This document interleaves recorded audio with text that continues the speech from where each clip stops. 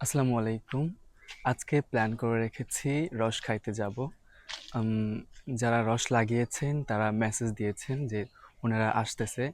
তাই আমি এখন এই বাগানে ওদের জন্য ওয়েট করব। তারপর ওরা আসলে একসাথে রস পাড়ার জন্য চলে যাব।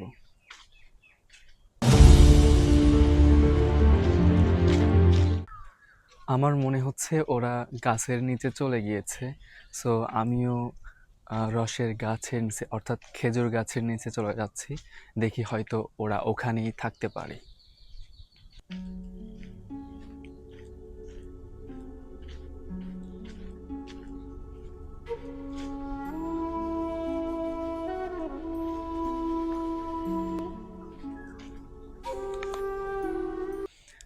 ওরা অলরেডি গাছের নিচে চলে এসেছে। আমি মিস করে ফেলেছি। এবার আ সম্পূর্ণ প্রসেসিংটা আমার ক্যাপচার করব।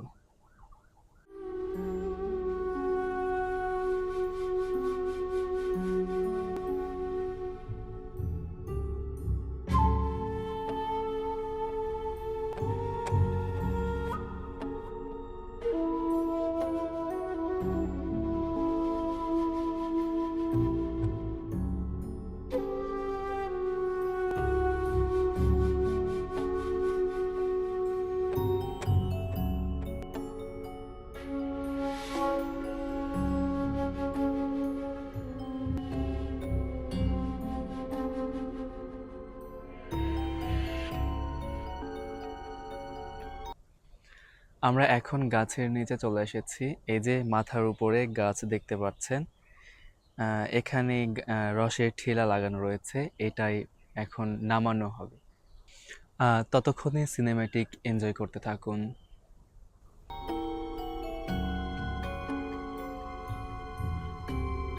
হুম।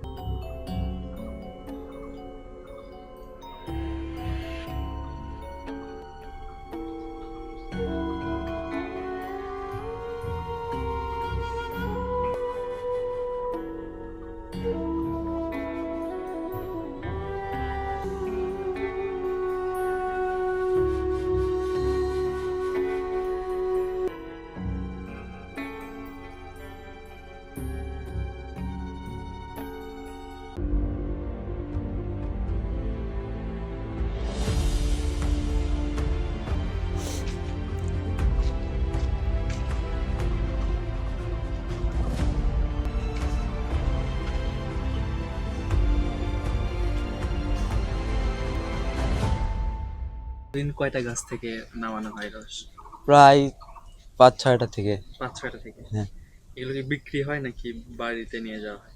বিক্রিও হয়, বেশি হলে বিক্রি হয়, আবার অল্প হলে বাড়িতেই থাকে। আচ্ছা, ঠিক আছে। আমাদের গাছ থেকে রস সংগ্রহ করা শেষ। এবার আমি আমার বাসার কাছে গিয়ে আহ, আমারটা নিয়ে নিব আর কি। আই মিন কিনে নিব। শোয়েব, এই যে প্রতিদিন গাছে উঠিস, এটা কি খুব কষ্ট হয় না? হ্যাঁ, হয়তো। কষ্ট হয়।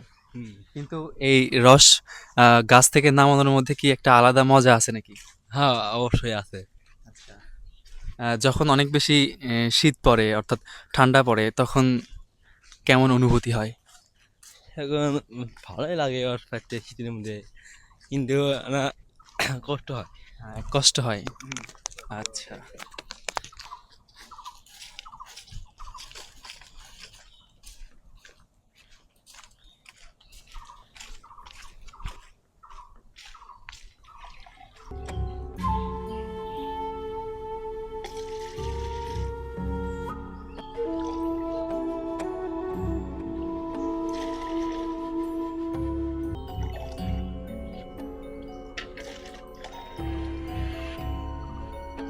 কয়টা হলো?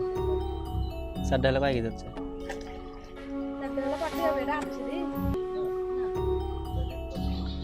আর 2টা লে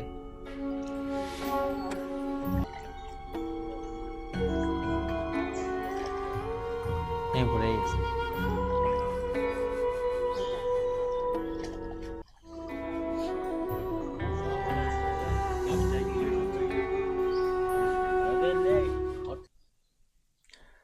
আমি খুবই দুঃখিত যে আমি আমার মশারি কখনোই তুলি না, বিকজ এইটা আবার পরের দিন ঘুমানোর জন্য পুনরায় ফেলতে হয়, সো এটা আমার কাছে অনেক বেশি বিরক্ত লাগে। সেজন্য আমি আমার মশারিটা প্রতিদিন এভাবে ফেলেই রাখি। আর এই যে আমি আমার রস নিয়ে আসছি।